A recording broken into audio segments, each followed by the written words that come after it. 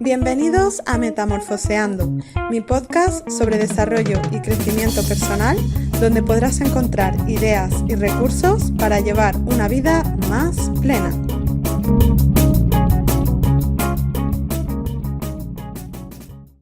Hola, buenos días. Hoy tengo el honor de contar con la presencia de Victoria Cadarso. Ella es psicóloga por la Universidad Complutense y formada en 8 psicoterapias diferentes en la Universidad de Comillas y en Estados Unidos, entre las cuales está la psicología energética. Ha hecho distintas formaciones en técnicas de vanguardia para facilitar procesos de cambio cortos y eficaces como EMI Somatic Experiencing, MDR, PNL, terapia de apego, entre otras.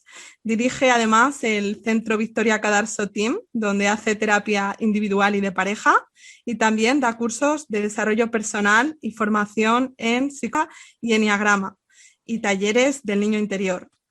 También participa como ponente en diferentes congresos y es autora de 7 libros de autoayuda. Las emociones engordan o adelgazan, Destapa tu olla estrés, Botiquín para un corazón roto, Domina tu voluntad y Abraza a tu niño interior. El niño interior encuentra el amor y aplícate el enneagrama, método FACE. Bueno, Victoria, muchísimas gracias por aceptar la invitación al podcast. Bienvenida. Gracias a vosotros por invitarme. Bueno, yo la verdad que tenía muchas ganas, ya que esto es un podcast de desarrollo personal, de tratar el tema del niño interior que llevamos todos dentro, ¿no? Y que de alguna manera se puso un poco una máscara, una careta para protegerse de esas heridas de la infancia que sufrió. Y me gustaría empezar por aquí, ya que tú eres toda una experta en este tema, que nos contaras un poco qué es esto del niño interior que llevamos dentro y del niño interior que llevamos dentro y cuáles son estas heridas de la infancia. Pues mira, resumidamente, todos tenemos un niño interior herido, pero también tenemos un niño interior que potencialmente puede desarrollar todas las capacidades que tiene. Y con estas venimos. Lo que pasa es que en función del entorno donde nacemos, pues luego vamos viendo que no terminamos de sentirnos queridos del todo. A ver si me explico. El concepto de niño interior es como una metáfora, ¿no? De que realmente cuando nosotros nacemos venimos, entre comillas, puros, ¿no? Y estamos conectados con nuestra esencia y somos puro amor y amor incondicional. Y lo que pasa es que cuando entramos en contacto con nuestros padres, que lo hacen con su mejor intención, ojo que no estoy criticando a los padres, pues a lo mejor hay un desencuentro entre lo que el niño necesita y lo que recibe. Entonces el niño entre lo que el niño necesita y lo que recibe. Entonces el niño empieza a sentir pues que a lo mejor no le quieren o no se siente querido como necesita, y entonces eso es lo que va haciendo que vaya generándose una herida de no me puedo mostrar como soy, sino que tengo que adaptarme a lo que ellos quieren, y ahí es donde empieza la herida del niño interior. Entonces puede ser una herida más o menos grande, es decir, que puedo tener unos padres estupendos, pero del todo no me llega su cariño, pero puedo tener unos padres abusadores o negligentes que no me traten bien, y entonces esa herida es mucho más dura, ¿no? Y más fuerte. Pero no hay que pensar que todos, o sea, igual que el pecado original, no hay que pensar que todos los niños tienen una herida muy grande. Es decir, todos tenemos trauma con T pequeña o T acumulativa o T grande, dependiendo de las circunstancias, pero el niño interior herido es... Nuestros padres, con la mejor de las intenciones, pues cometen pequeñas negligencias que pueden ir un poco pues desde, a lo mejor, como tú dices, no darnos el amor que a lo mejor estábamos buscando, muchas veces también desaprobarnos abiertamente, no tener en cuenta un poco nuestros deseos. Entonces, claro, aquí cualquier persona puede pensar, no, si yo he tenido una infancia feliz, bueno, sí, pero es verdad que esas negligencias a lo mejor han estado de alguna manera y eso ha ido conformando un poco cómo eres tú en la adultez, ¿no? Y que tiene que ver también esto a lo mejor con el generar luego diferentes tipos de apego, ¿no? El apego evitativo, el apego ansioso y todos estos tipos de apego. Eso es, precisamente. O sea, yo empiezo siempre por el principio, ¿no? El principio es que cuando tú estás en el vientre materno, tú eres uno con tu madre y no necesitas absolutamente nada, ¿no? Las sensaciones de unidad, de completud, no, el principio es que cuando tú estás en el vientre materno, tú eres uno con tu madre y no necesitas absolutamente nada, ¿no? Las sensaciones de unidad, de completud, de que, bueno, pues que estás en paz contigo y con la vida. Pero basta que tú nazcas a que te des cuenta que estoy yo, está mi madre y está la relación entre yo y mi madre. Entonces, ya dependiendo de la relación entre yo y mi madre, va a empezar a formarse tu personalidad, que es tu estructura defensiva para manejar los desencuentros entre tú y tu madre, manejar el dolor que ese desencuentro te produce, porque de alguna manera todos nosotros ansiamos volver a esa sensación de unidad, de completud del vientre materno. Y claro, pasamos de la unidad a la dualidad y a esa tercera fuerza que es la relación entre la madre y el hijo. Entonces, claro, esa relación es la que luego va a conformar los distintos apegos que idealmente, ojalá pudiéramos todos tener apego sano, pero para mí, desde mi punto de vista, aunque la psicología pues dice que hay apego sano, apego insano y dentro de los insanos hay 3 apegos, pues yo creo que, no sé, al menos es mi experiencia, que hay distintos grados de apego insano, ¿no? Pero que el sano es muy difícil de que se dé, porque tendría que nuestra madre entender absolutamente todo lo que necesitamos y eso es imposible, ¿no? Pero bueno, hay distintos grados de apego sano o de apego insano y entonces, bueno, pues eso va a determinar luego cómo me relaciono yo con todo lo demás. O sea, la base que yo establezco con mi madre como un apego de base va a ser lo que yo busco en las relaciones de amistad y sobre todo las de pareja. Entonces, es muy determinante luego esto en nuestra vida. Por eso es tan tremendamente importante que haya una buena comunicación, sintonía, predictibilidad entre la madre y el niño, porque eso no solamente le ayuda a desarrollar su cerebro, sino que también le va a ayudar a desarrollar sus relaciones sanas en un futuro.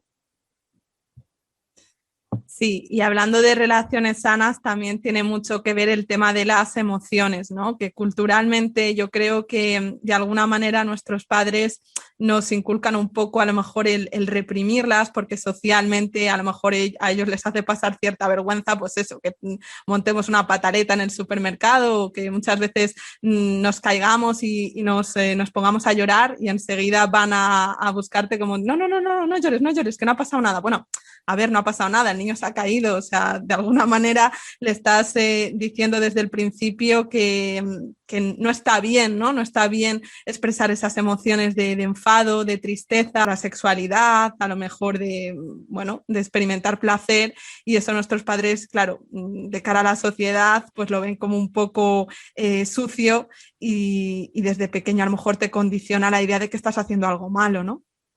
Sí, es que nosotros vamos creciendo en el proceso de desarrollo y vamos pasando por diferentes etapas. Entonces hay una etapa primero que es de 0 a 6 meses que tiene mucho que ver con el apego inicial. Y entonces si tú tienes un apego inicial más o menos seguro, pues tienes confianza en la vida. Luego vamos de los 6 meses a los 18 meses. Estas son las etapas según Erik Erikson. Y en esa etapa es cuando tú empiezas a andar y a moverte. Y si tus padres pues, te dicen, cuidado niño, que te vas a caer. O no hagas eso, no toques ese enchufe. Entonces el niño va cogiendo miedos que a lo mejor el niño de forma natural no tendría.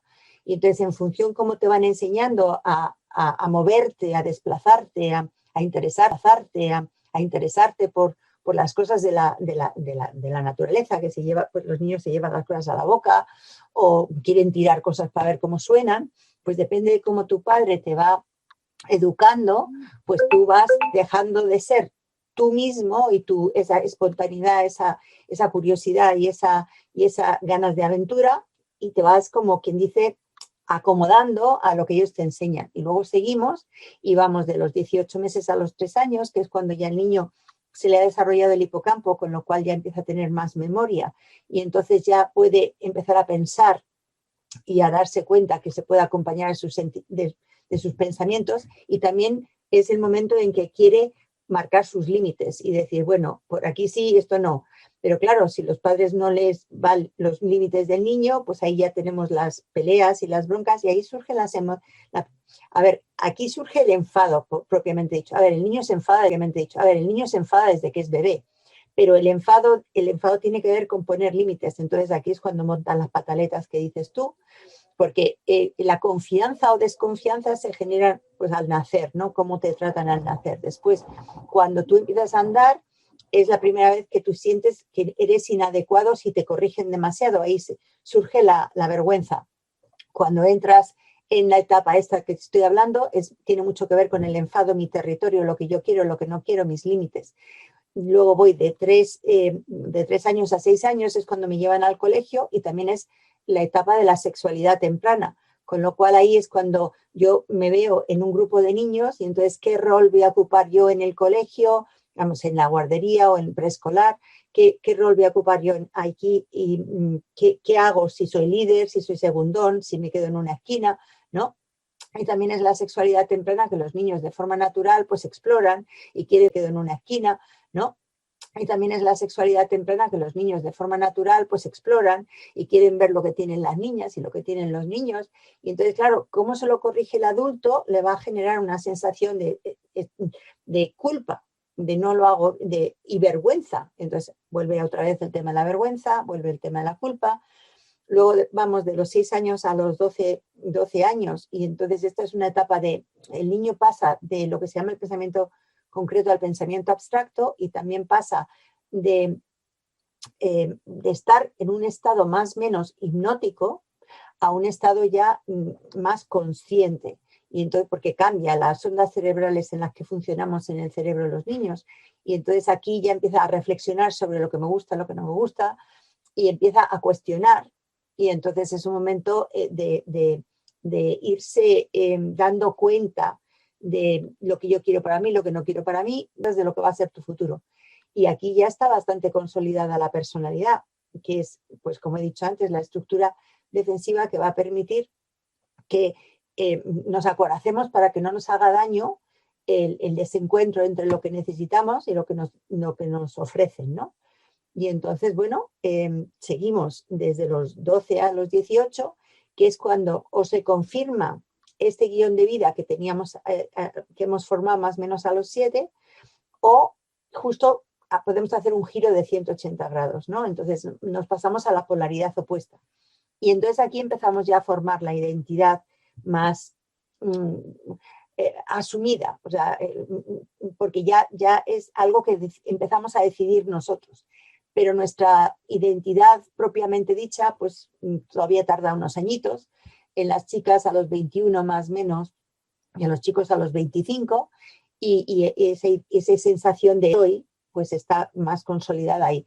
Pero pasamos la vida tratando de mejorarnos, ¿no? Algunos, otros pues se quedan como están, hasta que llegamos a la crisis de la mediana edad, y ahí es donde nos cuestionamos todo, que es cuando mucha gente se plantea hacer el trabajo del niño interior y revisitar su historia para ver cómo he llegado yo hasta aquí, por qué he hecho lo que he hecho, por qué no me gusta lo que estoy haciendo. Y ese es un momento muy crucial de conciencia, de verdaderamente estoy haciendo lo que quiero, no lo estoy haciendo lo que quiero seguir así, no quiero seguir así. Y es cuando mucha gente se plantea, pues eso, voy a tratar de entender cómo he llegado yo hasta aquí. Sí, me alegro mucho que digas todo esto porque me resuena muchísimo.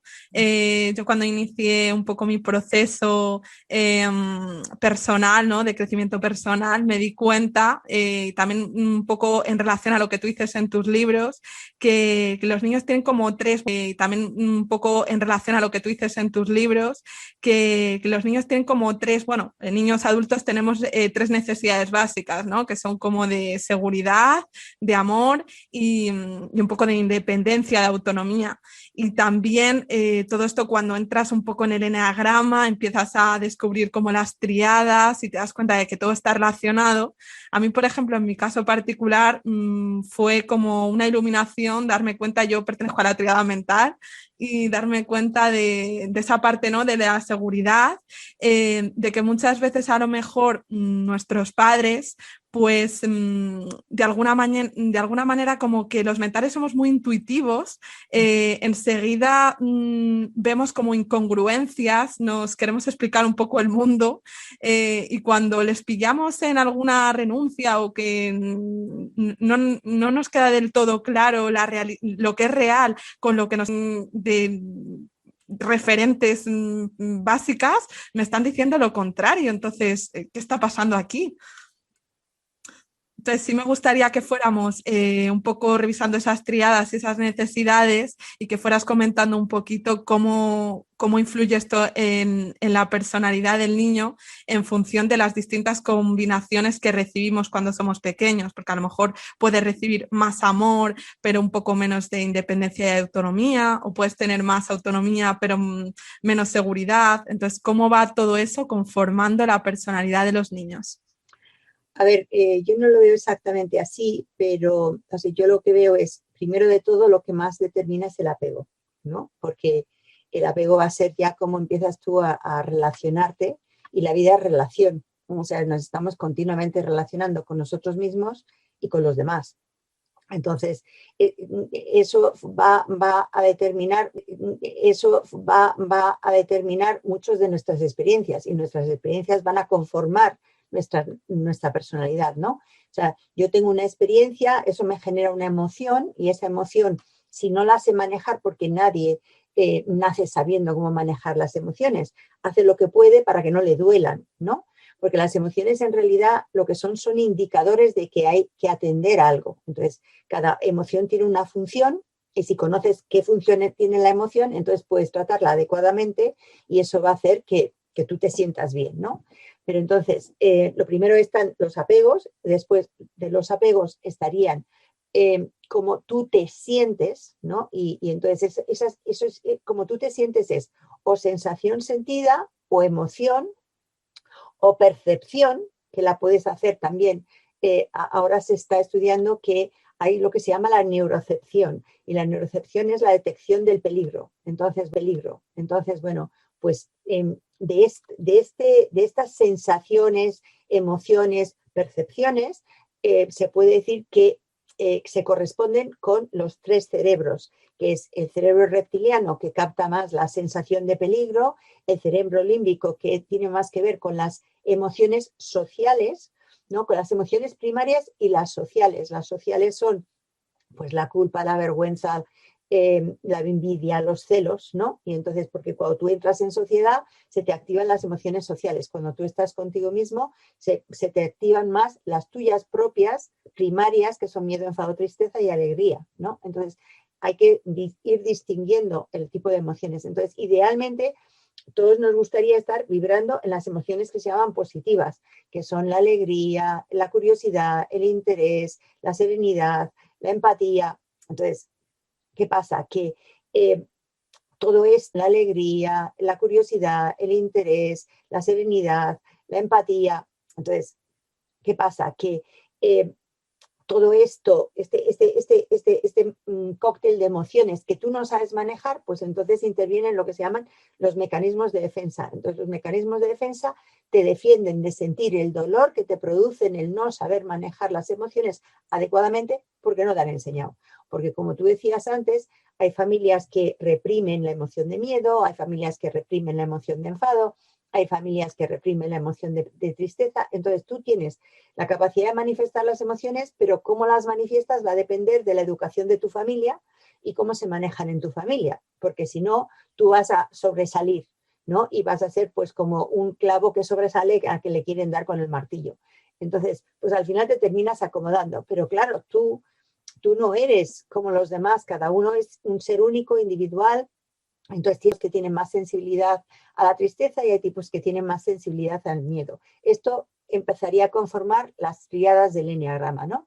Que en el eneagrama, que es una tipología de personalidad que es para mí la mejor herramienta de desarrollo personal que existe y de inteligencia emocional, pues puedes ver muchos factores en el eneagrama. Puedes ver, pues eso, las tríadas que se corresponden con los 3 cerebros, y entonces es que todos tenemos una parte más visceral, más sensación sentida, más corporal.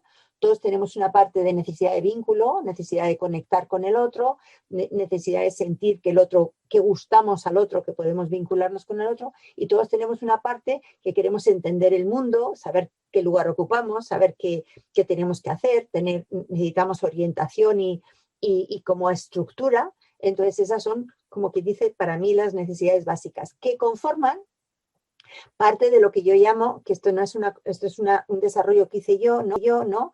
Que no es, que encontré que hay 3 guiones de base de un autor que se llama Claude Steiner, que hablaba de que nosotros nacemos con ganas de disfrute, nacemos con ganas de relación y nacemos con ganas de entender el mundo, ¿no? Y entonces, ¿qué pasa? Que como no nos dejen disfrutar, pues entonces tenemos un guión de base de no disfrute, de no me dejan disfrutar. Si no nos dejan expresar amor y sentir amor, pues tenemos un guión de base de desamor, de no amor.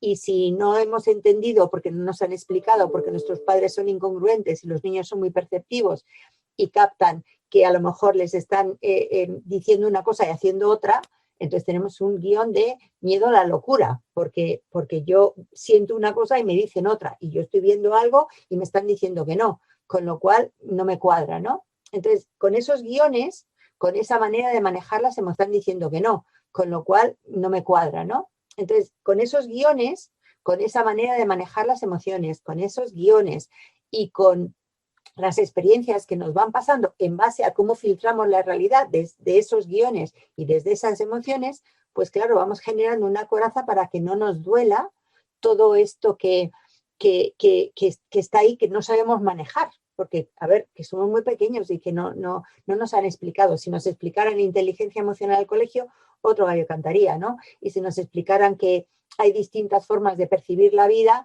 pues entonces a lo mejor no trataríamos de cambiar al otro, sino que aceptaríamos al otro como es, ¿no?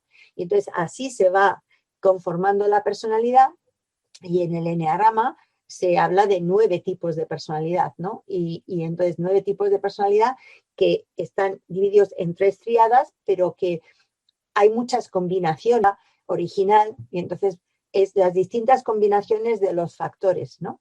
Pero hay muchos factores.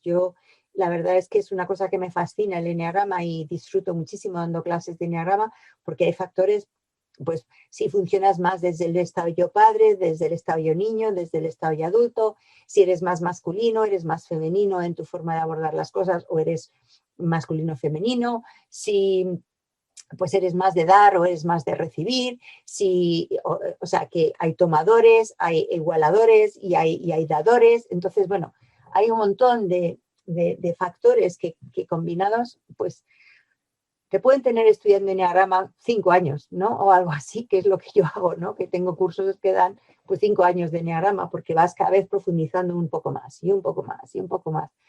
Y bueno, es fascinante, a mí me parece la cosa más interesante que hay. Uh-huh. Sí, estoy de acuerdo. Yo creo que engancha además, que una vez te identificas y empiezas a leer, tienes para rato lo que tú dices y descubres cosas que dices, madre mía, me da un poco de... Porque hay gente que yo pienso que lo ve como si esto fuera el horóscopo o algo así, que hay mucho de... Pero para nada, o sea, no sé hasta qué punto esto tiene una validez científica también o no. A ver, todavía el eneagrama no empezó como un estudio científico, como puede ser la psicología científica de la universidad, ¿no? Empezó como, pues, desde los seres humanos siempre estamos observando, ¿no? Para buscar patrones, para poder tener sensación de predictibilidad, porque si no tienes miedo de lo que puede pasar, ¿no? Si una persona es impredecible, pues a ti eso te genera ansiedad, ¿no? Pero si una persona es predecible porque ves que tiene un comportamiento más o menos estable, excepto cuando estamos estresados, que entonces ya no somos tan predecibles, ¿no? a ti eso te genera ansiedad, ¿no? Pero si una persona es predecible porque ves que tiene un comportamiento más o menos estable, excepto cuando estamos estresados, que entonces ya no somos tan predecibles, ¿no? Pero el ser humano siempre busca, pues eso, entender, ¿no? Y tipologías de personalidad ha habido desde que el mundo es mundo. Lo que pasa es que el eneagrama, pues empezó como más bien, pues eso, observaciones, filosofía y demás, y ahora sí que hay distintas personas que se están ocupando de darle un punto más científico, pero realmente todo lo que tiene que ver con el ser humano, todo lo que tiene que ver con la psicología, el hacer estudios científicos, pues sirve para generalidades, pero cada persona es única e irrepetible y sí que hay patrones universales, pero al final es la combinación de muchos factores lo que va a dar a una persona individual y única, aunque tenga una estructura que sí que puede ser, que esa estructura puede ser pues tu tipo de personalidad que te hace más o menos predecible, pero siempre puedes no ser del todo predecible. Entonces, ¿qué pasa? Que, a ver, como todo en la vida, tú puedes usar un martillo para construir o para destruir. Entonces, si tú usas el eneagrama para meter a alguien en una casilla y decir, claro, como eres un 2, entonces tú ayudas para que te den algo a cambio. Eso es un estereotipo fatal que no aporta nada y que lo único que va a hacer es generar estereotipos negativos. Entonces, ahora, si tú entiendes que el 2 nace como un niño expresando amor, pero no recibe el amor que expresa, entonces no entiende que no es una cosa pensada, es una sensación sentida, no entiende que no le den el amor que necesita, entonces le caben dos posibilidades, pues pedir más amor o empezar a dar amor, que es lo que hace el 2. Y entonces da amor, pues como puede, pues ayudando, pues siendo amable, pues siendo cariñoso. Si haces un comportamiento y recibes castigo, pues no lo repites. Y entonces el tipo de personalidad se va formando en función del entorno en el que tú estás, porque nosotros nacemos con un temperamento que tiene 3 rasgos básicos, ¿no? Pues soy más activo, menos activo, más sensible, menos sensible, más introvertido, más extrovertido, punto. Y todo lo demás es desde esos 3 rasgos, yo filtro, pero son las relaciones con los demás las que va a determinar el tipo de personalidad que yo desarrollo. Entonces, claro, aquí el tema está en que una vez que ya lo he desarrollado, pues ya han sido muchos años de condicionamiento, entonces es difícil que yo cambie mi tipo de personalidad, pero por suerte en la escuela de Enneagrama de Riso y Hudson, que es la que yo represento en España, también se habla de niveles de desarrollo. Entonces tú puedes ser un tipo de Enneagrama sano y entonces pues manifiestas pues comportamientos desde el amor y desde la colaboración y desde la comprensión del otro, o puede ser un tipo de eneagrama en un nivel medio, que estás compitiendo con los otros para ver quién se lleva, quién toma más del otro, ¿no? o de la vida, o puedes estar en un nivel de desarrollo malsano y entonces ahí empiezas a demostrar trastornos de personalidad. Entonces, por suerte, esta línea de eneagrama pues te manifiesta que tienes la posibilidad de crecer, desarrollarte y ser la mejor versión de ti mismo, ¿no? Cuando hay otras que es que ya te meten en una casilla y dices, como eres un 2, pues entonces tú tienes orgullo. Y como eres un 3, pues eres vanidoso. Y como eres un 4, pues eres envidioso. A ver, eso es una reducción, ¿no?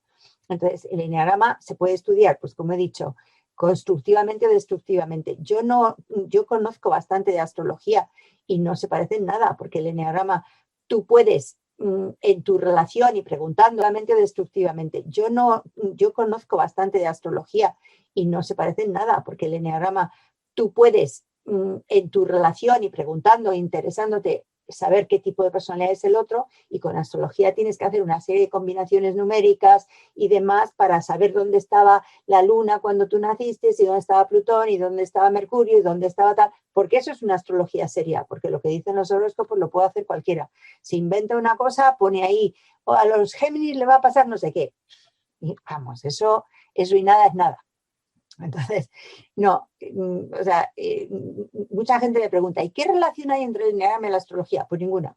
O sea, es decir, que la única relación que hay es que la astrología también da tipos de personalidad, pero mucho más individualizado cuando se hace bien.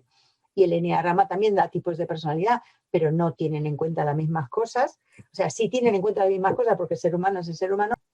Sí, me alegro que hagas todas estas consideraciones porque yo pienso que ahora lo del eneagrama está como muy de moda y es un error un poco identificarse solamente o por comportamientos. Hay que ir un poco más, pues eso, lo que a la pasión también, ¿no? Y muchos de estos test que yo digo que pueden ayudar de primeras a lo mejor, pero no quedarte en eso, porque muchas veces las puntuaciones que sacas pues no tienen por qué ser concluyentes, muchas veces no nos conocemos del todo bien, respondemos un poco pues por lo que nos gustaría más que por lo que somos.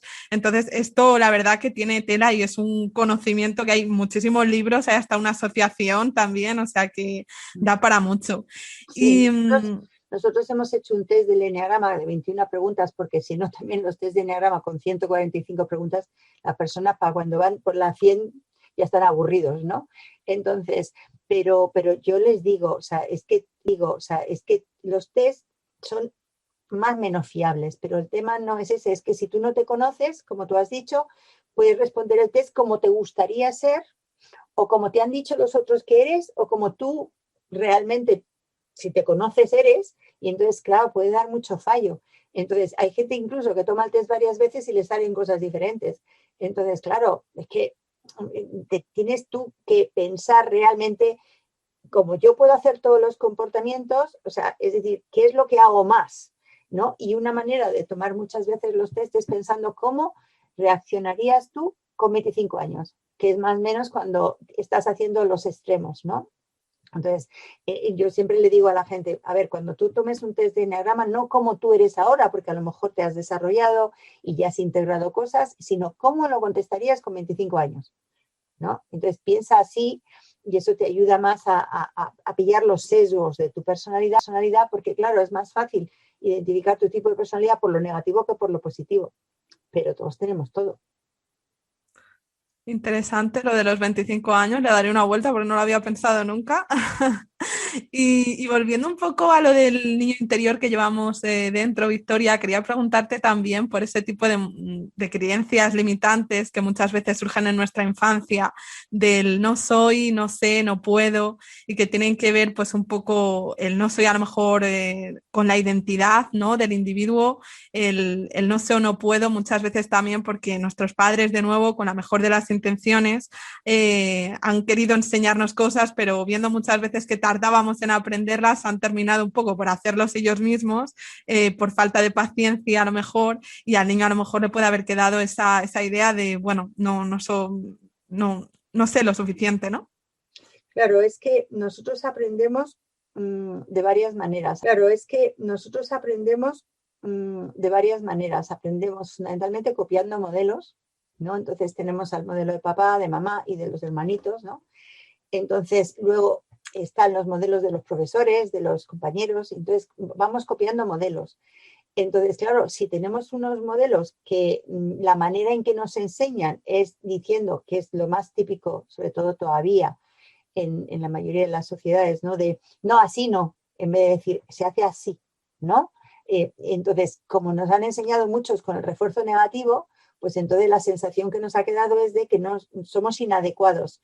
Entonces, inadecuados, cuando tenemos esa sensación de inadecuación, lo que hay de base es una gran cantidad de vergüenza. La vergüenza tiene que ver con el reflejo que te han hecho los otros de ti, porque tú estás aprendiendo quién eres en función de lo que los otros te dicen que tú, cómo te ven. Porque claro, tú no te ves en un espejo. Ahora con el Zoom nos estamos viendo como me están viendo, pero normalmente esto no es normal. Entonces, ¿qué pasa? Que te ves a través de los ojos del otro. Entonces, si tus padres, por lo que sean, pues no les gusta tu forma de ser, pues quieren que tú te adaptes de determinada manera, pues quieres que hagas las cosas de una forma, cuando tú quieres expresar otra, tú la sensación que tienes es no me aceptan como soy, no les gusto como soy y eso te lleva a no sentirte bien contigo porque si los otros te están reflejando que no les gusta como eres, pues entonces tú empiezas a sentirte mal. Entonces tu auténtico ser se esconde y sale tu falso self, que es el que se acomoda a esa familia mientras que estás bajo su responsabilidad. O sea, entonces, date cuenta que estamos 18 años que tiene alguien el poder sobre nosotros, ¿sabes? Entonces, claro, es como tienen el poder sobre nosotros y yo no me puedo escapar de casa, tengo que aguantarme. Entonces, mi falso self es mi estructura defensiva, mi personalidad, que puede ser una personalidad más o menos sana. O sea, es decir, si yo vivo en una familia muy disfuncional, tendré una personalidad para luchar contra esa familia que puede no ser tan sana porque es una personalidad defendida. Pero si yo vivo en una familia más o menos sana, pues tendré una personalidad más o menos sana porque mi estructura defensiva será más flexible. Entonces, todo esto tiene que ver con los demás. Entonces, por eso lo más importante de nuestra vida son las relaciones, cómo nos relacionamos con los demás, ¿no? Porque esto es lo que va determinando al final nuestra sensación de nosotros mismos. Hasta que llega un momento en nuestra vida que decimos, no todo el mundo lo hace, a ver, no me gusta cómo me estoy sintiendo, entonces yo quiero tomar las riendas de mi vida, ¿qué puedo hacer para conocerme, para saber qué es lo que quiero, qué es lo que no quiero? Y entonces en psicología, en algunas líneas de psicología se dice que tener las riendas de mi vida, ¿qué puedo hacer para conocerme, para saber qué es lo que quiero, qué es lo que no quiero? Y entonces en psicología, en algunas líneas de psicología se dice que tenemos que hacer lo de matar al padre, que no es literal, es separarte de papá y mamá y decidir quién eres tú sin ese acondicionamiento de papá y mamá, porque papá y mamá lo habrán hecho lo mejor que han podido, pero tienen otra cultura, otra forma de ver la vida, otras circunstancias, otro contexto y otra educación. Entonces no podemos seguir siendo papá y mamá. Tendremos que empezar a ser nosotros mismos, les guste o no les guste. Pero claro, como hay luego un tema de lealtad para con los padres, pues entonces eso genera un montón de tensiones y claro, son cosas que uno tiene que ir desmenuzando y haciendo lo posible para sentirse bien consigo mismos. Sí, totalmente. Todo esto tiene que ver con lo que tú dices de la comunidad. Es que pues habrá familias para las que los niños habrán aprendido que cada vez que traían una medalla o un sobresaliente a casa, pues eran como bien recibidos. Entonces era una manera de agradar a los padres, ¿no? Otros que a lo mejor les han hecho creer que el mundo es un lugar peligroso porque cada vez que se intentaban subir a un sitio, ay, cuidado que te vas a caer o ten cuidado, no vayas a perder el móvil o otros para los que les hayan hecho creer que el mundo es un lugar injusto y que hay que ser honrados y personas a lo mejor que han sido con sus hijos muy implacables, ¿no? Que les han inculcado mucho el tema del perfeccionismo. Entonces estas cosas a lo mejor en las que en el día a día no pensamos, pues sí van condicionando obviamente cómo somos de pequeños. Y también en ese sentido me interesaba un montón tu historia, ¿no? Cuando la contabas, de decir, yo al principio no pensaba en este tema, como yo había crecido, que no había tenido muchas relaciones a lo mejor con mis iguales de pequeños, pues porque por mi situación familiar pasaba más tiempo en casa con mi hermana y eso me llevó pues a lo mejor a relacionarme más con los adultos y a ver que lo que hacían los niños eran cosas como de, pues eso, tonterías y qué interesante, ¿no? O sea, ¿en qué momento te das tu cuenta de todo esto? A ver, la vida es como muy curiosa, ¿no? Porque yo empecé la carrera de económicas en vez de la carrera de psicología. Entonces, ¿qué pasa? Que fue un año en que el gobierno decidió empezar el curso en enero y entonces me pude cambiar a psicología. ¿Y por qué me cambié a psicología? Pues porque en el fondo yo andaba más perdida que cualquiera, ¿no? Y entonces eso es lo que hizo que yo empezara la carrera de psicología, que no me sirvió para aclararme nada, porque la carrera de psicología realmente no te ayuda a gran cosa. O sea, es decir, sí hay mucho experimento y muchos conceptos y muchas teorías y demás, pero no te ayuda a lo que tú quieres, ¿no? Que tú quieres, pues, saber cómo manejar tu vida. Entonces, cuando salí de la carrera, pues la verdad es que seguía igual de perdida. Y entonces busqué a ver qué máster sabía. Y el máster que había entonces era uno sobre el estrés. Y eso era un bodrio horrible. Y dije yo, esto no lo estudio yo ni para atrás. Bueno, pues nada. Entonces, yo da la casualidad que yo estudiaba la carrera y trabajaba en una empresa norteamericana, en una universidad americana en España. Entonces, viajé a Estados Unidos y cayó en mis manos el libro del Eneagrama. Entonces, cuando justo había salido el libro de Don Riso, que se llamaba Personality Types, tipos de personalidad. Y entonces cogí ese libro y dije, anda, pero si esto explica mucho mejor la vida que esto que yo he estudiado 5 años de carrera de psicología que no me han servido para nada. Y entonces, bueno, pues empecé a estudiar eso y entonces, por suerte, ¿no? Pues empecé a estudiar eso y entonces, por suerte, tengo la ventaja de que yo estoy en un colegio inglés, con lo cual hablo inglés y entonces empecé a tirar de libros, ¿no? Y a tirar de libros y libros y entonces empecé a irme interesando poco a poco por distintas cosas y entonces cayó en mis manos otro libro que era un libro de Paul Gedlin, que es el focusing, que es un tipo de terapia que es enfocado en el cuerpo. Y entonces me dije, uy, qué interesante es esto. Y ponía que había un representante en España, que era Carlos Alemany, y entonces que este estaba en la Universidad Autónoma. Y entonces le busqué y entonces empecé a ver que en España sí que había formación en psicoterapia humanista, que son los jesuitas los que son los líderes en psicoterapia humanista. Y entonces me formé en la Universidad de Comillas. Y entonces en la Universidad de Comillas, psicoterapia más positiva, más cercana, más relacional, ¿no? Y entonces, así, pues terminé con un psicólogo norteamericano que ha sido el que más me ha marcado a mí, que se llama Richard Erskine, y pues era un analista transaccional que luego hizo una línea que se llama psicoterapia integrativa. Y entonces hacía unos talleres en los que íbamos psicólogos y hacía terapia en individual, en grupo. Es decir, hacía terapia una persona y todo el grupo, que éramos todos psicólogos, lo veíamos, ¿no?